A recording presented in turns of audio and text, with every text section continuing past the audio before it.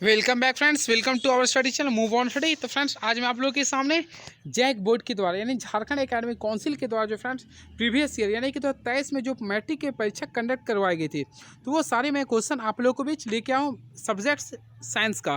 तो देख सकते हैं विज्ञान का मैं आज आप लोगों के बीच ऑब्जेक्टिव प्रश्न लेके आऊँ। इसके साथ साथ फ्रेंड्स मैं आप लोगों को भी सब्जेक्टिव क्वेश्चन भी दिखाऊंगा जो आप लोगों के लिए इस साल यानी जो फ्रेंड्स आप लोगों को 2024 में जो पेपर यानी 2025 में जो पेपर होने वाला है, मे भी पॉसिबिलिटी है फरवरी में ही होगा, तो उसके लिए काफ़ी इंपॉर्टेंस होगा।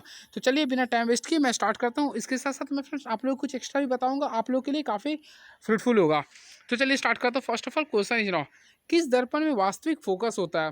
तो किस दर्पण में वास्तविक फोकस होता है? तो ऑलरेडी फ्रेंड्स का जो राइट आंसर होगा अवतल। अवतल दर्पण में हमेशा एक वास्तविक फोकस होता है। क्लियर है, याद रखिएगा। बाकी फ्रेंड्स आप लोग याद रखिएगा समतल। देखिए बात करते हैं समतल का। देखिए मैं आप लोग को बताता हूँ समतल। एक होता है समतल दर्पण, एक होता है गोलीय दर्पण। क्लियर है। तो गोलीय दर्पण के दो प्रकार होते हैं, ऑलरेडी आप लोग पढ़े होंगे। इसके एक होते हैं प्रकार उत्तल दर्पण, एक होते हैं अवतल दर्पण। तो गोलीय दर्पण के दो प्रकार होते हैं फ्रेंड्स, आप लोग पढ़े होंगे। एक उत्तल दर्पण और एक होता है अवतल दर्पण। तो फ्रेंड्स आप लोग को फोकस करना है समतल दर्पण और उत्तल दर्पण। ये दोनों जो प्रतिबिंब बनाता है वो आभासी बनाता है, यानी इसका फोकस भी क्या होगा, आभासी होगा। लेकिन फ्रेंड्स अवतल दर्पण का जो फोकस होगा वो क्या होगा, वास्तविक होगा। तो इसका राइट आंसर क्या होगा, अवतल दर्पण। क्लियर है। चलिए नेक्स्ट क्वेश्चन देखते हैं क्या लिख रहा है। मोटर वाहन के सामने कौन सा दर्पण लगा होता है? ऑलरेडी फ्रेंड्स अगर आप लोग मोटर गाड़ी चलाए होंगे तो आप लोग देखे होंगे सामने, तो मोटर वाहन के सामने जो दर्पण लगा होता है वो हमेशा बोलते हैं अवतल दर्पण। क्या होता है ये, अवतल दर्पण। ऐसे बोलते हैं हेडलाइट के रूप में, यानी कि अगर आप लोग अग्रदीप में, अगर क्वेश्चन आता है मोटर वाहन के अग्रदीप में कौन सा दर्पण लगा होता है, अगर अग्रदीप में बोलते हैं तो इसे बोलते हैं इंग्लिश में हेडलाइट बोलते हैं। क्लियर है। तो अवतल लिखिएगा। वही फ्रेंड्स अगर बात करते हैं साइड मिरर या फिर पश जिस के रूप में बोलता है, तो उसमें हमेशा उत्तल दर्पण का यूज करते हैं। क्लियर है, ये लगाते हैं। चलिए अब नेक्स्ट क्वेश्चन देखते हैं क्या पूछा गया था। यदि एक लेंस की क्षमता -2D है तो इसकी फोकस दूरी क्या होगी? तो फ्रेंड्स ऑल्सो आप लोग जानते होंगे लेंस की क्षमता क्या होता है। देखिए P इक्वल टू 1/f होता है, यानी the inverse of focal length is called as power of lens. तो फ्रेंड्स आप लोग इस फॉर्मूला को यूज करना था। ऑलरेडी अगर मैं बताता हूँ, अगर सिंबल अगर माइनस में रहेगा तो समझ जाइएगा आप लोग कि अवतल लेंस है। क्लियर है। वही फ्रेंड्स अगर पॉजिटिव में रहेगा तो समझ जाइएगा वो उत्तल दर्पण है। तो मैं फ्रेंड्स इसी फार्मूला को यूज करता हूँ। आप लोग को निकालना फोकस दूरी, तो एफ इक्वल टू लिख सकते हैं 1/p लिख सकते हैं। क्लियर है। अब देखिए आप लोग को यहाँ पे करना 1, अब p का वैल्यू ऑलरेडी देखिए -2 दिया है। क्लियर है। अब देखिए सेंटीमीटर में आंसर, तो आप लोग होपफुली आप लोग ऊपर 100 कर दीजिएगा। क्लियर है। तो इससे सॉल्व कीजिए तो -50 आ जाएगा। अब देखिए इसका ऐसा यूनिट यूज करना था। क्लियर है। अब देखिए यहाँ पे 50 सेंटीमीटर हो जाएगा, तो -50 सेंटीमीटर होना चाहिए, लेकिन यहाँ पे लेंस माइनस था तो माइनस माइनस कैंसिल होकर 50 सेंटीमीटर केवल होगा, यानी कि राइट आंसर जो ऑप्शन नंबर ए आ जाएगा 50 सेंटीमीटर। क्लियर है। चलिए नेक्स्ट क्वेश्चन देखते हैं क्या लिख रहा। निम्नलिखित में से किस माध्यम का अपवर्तनांक अधिक होता है? तो फ्रेंड्स अपवर्तनांक सबसे पहले हम लोग जानेंगे किसे कहते हैं। किसी माध्यम का प्रकाश में विचलन अर्थात जो दिशा में जो परिवर्तन होता है उसी को हम लोग बोलते हैं अपवर्तनांक। क्लियर है। तो देखिए अपवर्तनांक को हम लोग म्यू से डिनोटेड करते हैं, होपफुली आप लोग पढ़े भी होंगे। तो देखिए सबसे ज़्यादा जो अपवर्तनांक होता है, याद रखिए हीरा का, डायमंड्स का अपवर्तनांक सबसे ज़्यादा होता है, इसी वजह से वह चमकता है, पूर्ण आंतरिक परिवर्तन की वजह से होता है ये। और इसका जो अपवर्तनांक होता है याद कीजिए 2.42 होता है। ये ऑब्जेक्टिव बेसिस में क्वेश्चन आप लोग का आ सकता है पेपर में। क्लियर है। चलिए अब सबसे कम जो होता है फ्रेंड्स निर्वात का होता है, यानी कि 0 के लगभग में होता है। क्लियर है। चलिए अब नेक्स्ट क्वेश्चन देखते हैं क्या लिख रहा है ये। प्रिज्म द्वारा प्रकाश की कौन सी परिघटना घटती है? तो मैं आप लोगों को बताना चाहता हूँ प्रिज्म। देखिए प्रिज्म अगर आप लोग बनाते हैं तो प्रिज्म में से क्या होता है, कोई प्रकाश अगर मान लीजिए पास करते हैं तो ये हमेशा 7 विभिन्न रंगों में विभाजित होती है। इसे बोलते हैं प्रकाश का वन विक्षेपण। क्या बोलते हैं फ्रेंड्स, स्कैटरिंग ऑफ लाइट। तो इसका राइट आंसर होगा प्रकाश का वन विक्षेपण, ऑप्शन नंबर 3 हो जाएगा। क्लियर है। चलिए अब नेक्स्ट क्वेश्चन देखते हैं क्या लिख रहा है आज का क्वेश्चन से हमारे बीच में। जरा दृष्टि दोष किस प्रकार के लेंस द्वारा दूर किया जाता है? तो होपफुली फ्रेंड्स आप लोगों को पता होगा। दृष्टि दोष के बारे में आप लोगों को बताता हूँ। दृष्टि दोष जरा दृष्टि दोष जो दूर करते हैं इसे हम लोग द्विफोक्सी लेंस के द्वारा करते हैं, द्विफोक्सी लेंस के द्वारा करते हैं। और इसे इंग्लिश में लोग बोलते हैं बाईफोकल लेंस, बाईफोकल लेंस बोलते हैं। क्लियर है। ये आप लोग याद रखिएगा, काफ़ी इंपॉर्टेंट क्वेश्चन है ये। चलिए अवतल लेंस। तो फ्रेंड्स अवतल लेंस हम लोग दूर जो करते हैं, निकट दृष्टि तो उसको हम लोग दूर करते हैं अवतल लेंस को, जिसे हम लोग इंग्लिश में बोलते हैं मायोपिया। और फ्रेंड्स अवतल उत्तल लेंस से दूर करते हैं दूर दृष्टि, जिसे बोलते हैं दीर्घ दृष्टि दोष भी कहते हैं। क्लियर है। चलिए अब नेक्स्ट क्वेश्चन। खतरे का निशान किस रंग का बना होता है? ऑलरेडी फ्रेंड्स अगर आप लोग देखे होंगे रेड सिग्नल हमेशा होता है, तो खतरे का जो निशान होता है होपफुली आप लोग देखे भी होंगे, तो ये हमेशा होता है लाल कलर का होता है। किस कलर का होता है ये? लाल होता है। क्लियर है। अब लाल इसलिए होता है क्योंकि इसका प्रकीर्णन बहुत ही कम होता है, क्योंकि फिर इसका प्रकीर्णन क्या होता है, बहुत ही कम होता है। क्लियर है। इसलिए लाल रंग का प्रयोग होता है। इसके साथ साथ इसका तरंग दैर्ध्य अधिक होता है। क्लियर है। इसलिए हम लोग लाल रंग का प्रयोग करते हैं। विभवांतर का ऐसे मात्रा क्या होता है? तो ऑलरेडी फ्रेंड्स आप लोगों को पता हो विभव और विभवांतर मैं दोनों का लिख देता हूँ। देखिए आप लोग ये चीज़ आप लोग याद रखिएगा, विभव और विभवांतर मैं दोनों लिख देता हूँ ताकि आप लोग के लिए यूजफुल हो जाए। तो विभव और विभवांतर दोनों का जो ऐसा यूनिट होता है उसे हम लोग बोलते हैं वोल्ट। क्या बोलते हैं? ये वोल्ट बोलते हैं, जिससे हम लोग वी से डिनोट करते हैं। तो फ्रेंड्स का जो राइट आंसर होगा वोल्ट, जो कि ऑप्शन नंबर 1 में दिया है। क्लियर है? बात करते हैं ओम का। तो फ्रेंड्स ओम जो ऐसा ही मात्रा होता है प्रतिरोध का, देखिए यानी रेजिस्टेंस का जो ऐसा ही मात्रा होता है वह प्रतिरोध होता है। क्लियर है? ये याद रखिएगा आप लोग। वही बात करते हैं कूलॉम का। तो विद्युत आवेश का यानी कि इलेक्ट्रिक करंट का जो ऐसा ही मात्रक होता है वह कूलॉम होता है। एम्पियर विद्युत धारा का जो ऐसा ही मात्रक होता है वह एम्पियर होता है। And very next question is no, विद्युत परिपथ में धारा की माप के लिए किसका उपयोग किया था?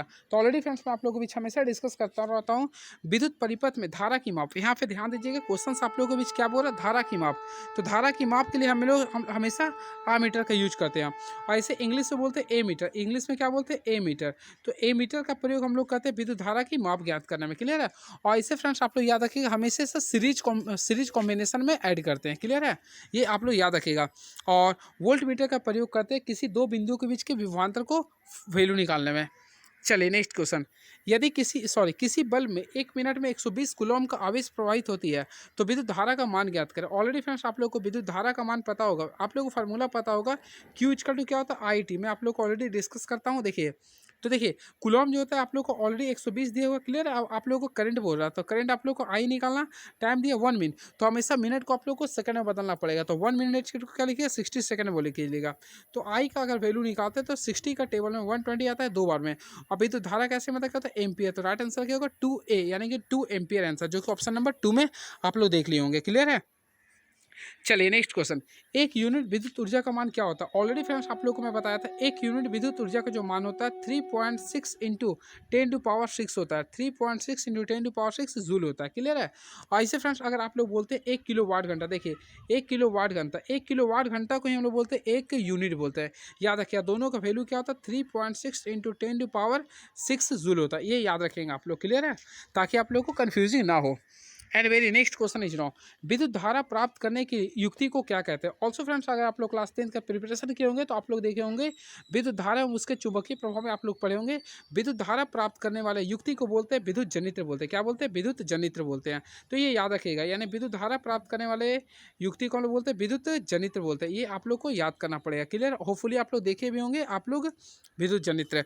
और एक प्रकार का ऐसा डिवाइस है जो यांत्रिक ऊर्जा को विद्युत ऊर्जा में कन्वर्ट करता है। ये क्लियर है? और ये फ्लेमिंग के वार्महर्त्ज़ नियम पे कार्य करता है ये। चलिए नेक्स्ट क्वेश्चन देखते हैं क्या है ये, लघु पतन के समय परिपथ में विद्युत धारा का मान क्या होता है? ऑलरेडी फ्रेंड्स मैं हमेशा आप लोगों को डिस्कस करता हूँ लघु पतन। लघु पतन क्या होता है? जब किसी कारणवश से, यानी कि जब किसी कारणवश से, यानी कि गर्म तार और ठंडा तार, या फिर आप लोग गर्मवास तार, या फिर आप लोग लिख सकते हैं उदासीन तार, ये दोनों आपस में संपर्क में आती है तो उस समय क्या होता है? विद्युत धारा का मान जो होता है, विद्युत धारा का मान अधिक होता है, यानी कि जो करंट का मान होता है अधिक होता है, और ये प्रतिरोध का मान शून्य हो जाता है। और इसी घटना को बोलते हैं लघु पतन। तो फ्रेंड्स आप लोग यहाँ पे देख रहे हैं क्या बोल रहे हैं? विद्युत धारा का मान क्या होता है? तो ऑलरेडी मैं डिस्कस किया था विद्युत धारा का मान में क्या होता है? अधिक होता है। ऑलरेडी आप लोग देखे होंगे, इससे हम लोग बोलते हैं शॉर्ट सर्किट। शॉर्ट सर्किट बोलते हैं, ऑलरेडी आप लोग देखे होंगे। क्लियर है?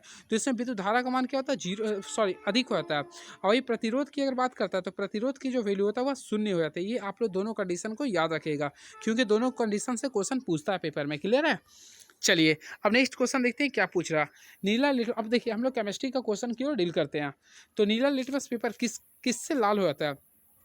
तो फ्रेंड्स एक हमारा दोस्त का नाम था अनिल। देखिए उसी से मैं याद किया था। देखिए अनिल, तो देखिए अनिल क्या किया? देखिए आ फॉर अम्ल हो गया। आ फॉर क्या होता है? अम्ल होता है। देखिए आ फॉर फ्रेंड्स अम्ल, यानी अम्ल जो होता है, देखिए नी फॉर होता है नीला, अम्ल क्या होता है? नी फॉर लीला होता है, और ला फॉर होता है लाल। देखिए रेड कलर का ही मैं यूज करता था। अम्ल जो होता है नीला को क्या करता है? लाल में बदलता है। क्लियर है? तो ये ट्रिक में याद करिएगा। तो क्या बोला? नीला लिटमस को किससे लाल हो जाता है? तो ऑलरेडी अम्ल से होता है। क्लियर है? तो फुली फ्रेंड ये आप लोग के लिए ईजी था। तो अम्ल क्या करता है? नीले लिटमस पत्र को लाल कर देता है, और क्षार क्या करता है? लाल को नीला कर देता है। निम्नलिखित में कौन क्षार है? फ्रेंड्स आप लोग फोकस कीजिए, क्षार। क्षार उसे कहते हैं, देखिए क्षार के बारे में बता रहा, ठीक है। एक होता है क्षारक, एक होता है क्षार। तो देखिए क्षारक सबसे पहले मैं आप लोगों को बताता हूँ। क्षारक उसे कहते हैं जिसका अगर जिससे हम लोग जिसमें हम लोग किसी जल से प्रवाहित करते हैं जो OH माइनस आयन प्रदान करता है, OH माइनस आयन जो प्रदान करता है उसे बोलते हैं क्षारक।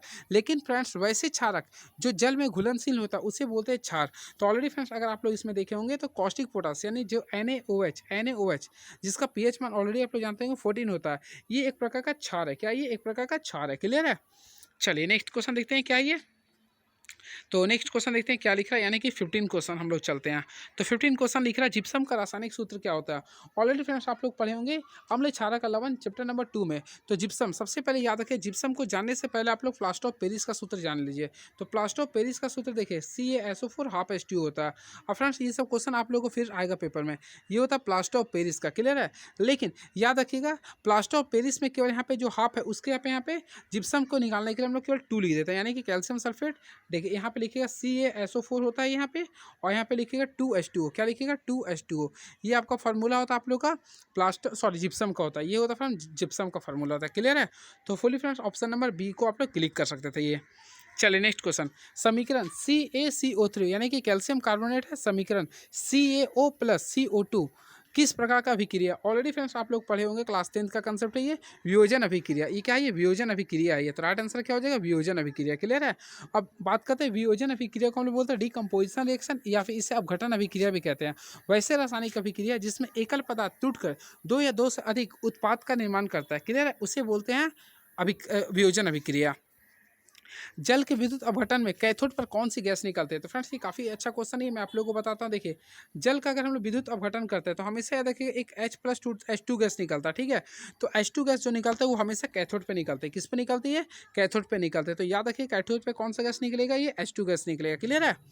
चलिए नेक्स्ट क्वेश्चन, उपचयन अपचयन अभिक्रिया का दूसरा नाम क्या है। ऑल्सो फ्रेंड्स अगर आप लोग देखे होंगे तो एक होता है ऑक्सीडेशन, एक होता है रिडक्शन, क्लियर है।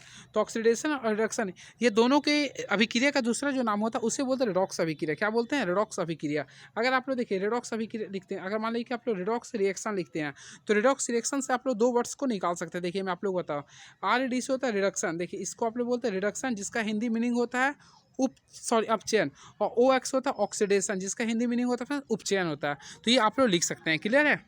चलिए नेक्स्ट क्वेश्चन, निम्नलिखित में कौन विद्युत का सर्वोत्तम चालक होता है। ऑलरेडी फ्रेंड्स मैं आप लोगों को हमेशा डिस्कस करता हूँ, सिल्वर यानी कि Ag जो होता है, सिल्वर जो होता है सबसे अच्छा विद्युत का चालक होता है, क्लियर है।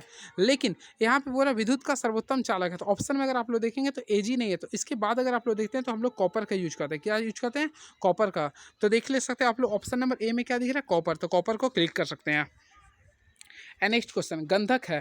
तो ऑलरेडी फ्रेंड्स अगर आप लोग गंधक का सूत्र जानते हैं, इसे हम लोग सल्फर भी बोलते हैं, इसका एटॉमिक नंबर क्या था 16 होता है। तो आप लोग टोड़ी क्या होगा 286 होगा। अब आप लोग को ऑलरेडी पता होगा अगर किसी का वैलेंसी यानी कि फ्रेंड्स अगर आप संयोजी इलेक्ट्रॉन अगर मोर देन 4 होता है, यानी कि लास्ट में 4 5 6 7 8 आता है, तो उससे हम लोग बोलते हैं अधातु के रूप में बोलते हैं। तो अगर आप लोग देखे होंगे तो ये क्या हो गया, एक अधातु हो गया। क्या हो गया, ये अधातु हो गया। एंड नेक्स्ट क्वेश्चन, सीसा और टीन के मिश्र धातु को क्या कहते हैं। ऑलरेडी फ्रेंड्स मैं आप लोग एक ट्रिक बताया था, सोसाइटी आप लोग याद कर लिए, आप लोग इसके साथ याद कर सकते हैं। देखिए सोसाइटी, तो देखिए सोस होता है सोल्डर, देखिए मैं आप लोग को बताता हूँ, सोस होता है सोल्डर, सोल्डर जो बनता है सीस हो गया सीसा, और टी से होता है टीन का बना होता है, यानी सोसाइटी जो बनता है यानी सोल्डर सीसा और टीन का बनता है। तो इसका राइट आंसर ऑप्शन नंबर 1 हो जाएगा, क्लियर है। चलिए नेक्स्ट क्वेश्चन, CnH2n+2 किसका सामान्य सूत्र होता है। तो ऑल्सो फ्रेंड्स आप लोग पढ़े होंगे CnH2n+2। तो देखिए आगे सबसे पहले देखिए CnH2n+2 बोला, अगर 2n तक केवल बोलेगा तो एल्किन होता है, क्लियर है। लेकिन अगर आप +2 कर देंगे तो इसे बोलते हैं एल्केन। क्या बोलते हैं, इसे एल्केन बोलते हैं, यानी ये एल्केन का सामान्य सूत्र होता है। तो right answer option number A लगा सकते थे। चलिए नेक्स्ट क्वेश्चन, एल्डिहाइड का प्रक्रियात्मक समूह क्या होता है। तो होपफुली फ्रेंड्स आप लोग को पता होगा एल्डिहाइड का प्रक्रियात्मक समूह क्या होता है, बॉन्ड CHO होता है, बॉन्ड CHO होता है। अगर आप लोग इसे तोड़ना चाहते हैं तो लिखिएगा COO बॉन्ड लिखिएगा, फिर यहाँ पे H कर सकते हैं, क्लियर। इस टाइप से आप लोग कर सकते हैं, क्लियर है। अब देखिए OH4 क्या होता है, एल्कोहल होता है, CHO एल्डिहाइड हो गया, डबल बॉन्ड CO ये होता है कीटोन का, और डबल बॉन्ड COH ये होता है कार्बोक्सिलिक अम्ल का होता है। नेक्स्ट क्वेश्चन, एथेनॉल सोडियम से अभिक्रिया कर कौन सा गैस बनाता है। तो होपफुली फ्रेंड्स आप लोगों को पता होगा, देखिए एथेनॉल हम लोग बनाते हैं C2H5 लिख दिया हूँ, और OH ये आप लोग का एथेनॉल है। अब इसमें आप लोग को किससे अभिक्रिया कराना है, सोडियम से, Na अगर आप लोग कराते हैं तो देखिए ये आप लोगों को जो बाहर गैस निकलेगा C2H5 लिखिएगा ONA, क्लियर है, यानी कि sodium oxy sorry ethyl oxy sodium हो गई है। अब बाहर जो गैस निकलेगा वो H2 गैस निकलेगा। तो लास्ट में जो गैस निकलता है उसे बोलते हैं हाइड्रोजन गैस, यानी ऑप्शन नंबर ए हो जाएगा। नेक्स्ट क्वेश्चन, आधुनिक आवर्त सारणी में आवर्त की संख्या कितनी है? ऑलरेडी फ्रेंड्स आप लोग पढ़ोगे पीरियोडिक टेबल, तो मॉडर्न पीरियोडिक टेबल जो दिया गया था वो मोसले के द्वारा दिया गया था और निल्स बोर के द्वारा दिया गया था, जिसमें आवर्त की जो संख्या की बात करते हैं, देखिए अभी जो आवर्त जो संख्या कुल जानते हैं तत्व की संख्या कितना है 118, और वर्ग की संख्या बात करते हो 18 है, लेकिन आवर्त की संख्या बात करते हैं तो 7 होता है। क्लियर है? और वर्ग की संख्या अगर बात करते हैं तो 18 होता है। ये सब मेंशन आप लोगों को मैं कर दे रहा हूँ ताकि आप लोगों के लिए सभी रिकॉल हो जाए। तो राइट आंसर 7 होगा। क्लियर है? चलिए बस अब कुछ और क्वेश्चन है देख लेता हूँ क्या पूछा गया था। अब आ चुके हैं बायोलॉजी का क्वेश्चन में। चलिए बायोलॉजी का भी क्वेश्चन मैं डिस्कस कर देता हूँ जो आप लोगों के लिए काफ़ी अच्छा रहेगा। स्वयंपोषी पोषण के लिए आवश्यक है, तो ऑलरेडी फ्रेंड्स स्वयंपोषी आप लोग ऑलरेडी पढ़े होंगे किसे कहते हैं। तो स्वयंपोषी के लिए सबसे इंपॉर्टेंट जो होता है याद रखिएगा CO2, फिर होता है H2O। क्लियर है? इसके साथ साथ आप लोग याद रखिए क्लोरोफिल और सूर्य का प्रकाश भी होता है। तो होपफुली आप लोग देखेंगे इसका राइट आंसर होगा इनमें से सभी हो जाएगा। जठर ग्रंथियाँ पाई जाती है, तो ऑलरेडी फ्रेंड्स आप लोग बायोलॉजी में पढ़े होंगे, यानी कि जैव प्रक्रम लाइफ प्रोसेस पढ़े होंगे, तो उसमें डायरेक्टली लिखता है जठर ग्रंथियाँ हमारे शरीर के स्टोमच यानी कि अमाशय में पाई जाती है।